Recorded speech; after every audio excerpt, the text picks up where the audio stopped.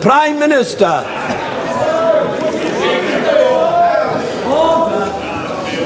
The House meets this Saturday to respond to a situation of great gravity. We are here because for the first time for many years, British sovereign territory has been invaded by a foreign power. After several days of rising tension in our relations with Argentina, that country's armed forces attacked the Falkland Islands yesterday and established military control of the islands. Yesterday was a day of rumour and counter-rumour. Throughout the day, we had no communication from the government of the Falklands.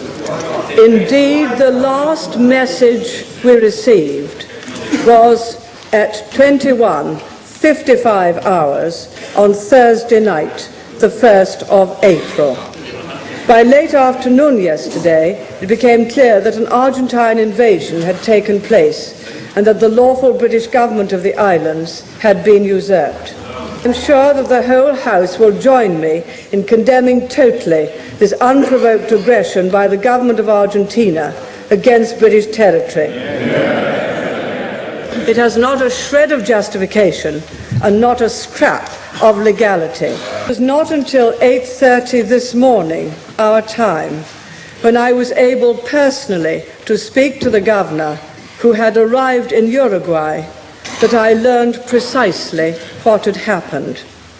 He told me that the Argentines had landed at approximately 6 a.m. Falklands time, 10 a.m. our time.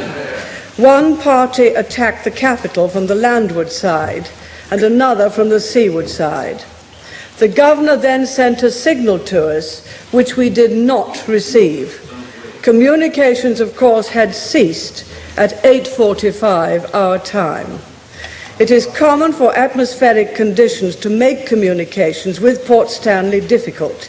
Indeed, we had been out of contact for a period the previous night.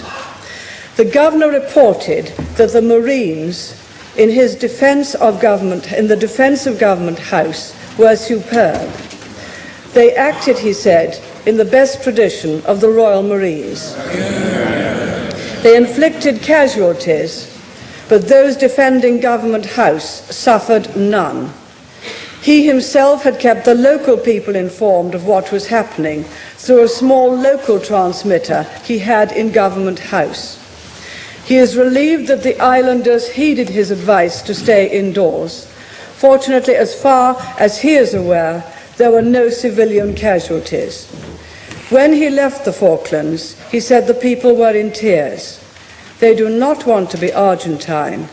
He said the islanders are still tremendously loyal.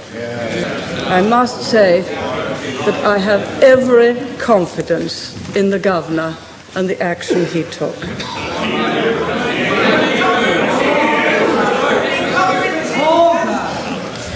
I must tell the House that the Falkland Islands and their dependencies remain British territory. No aggression and no invasion can alter that simple fact. It is a government's objective to see that the islands are freed from occupation and are returned to British administration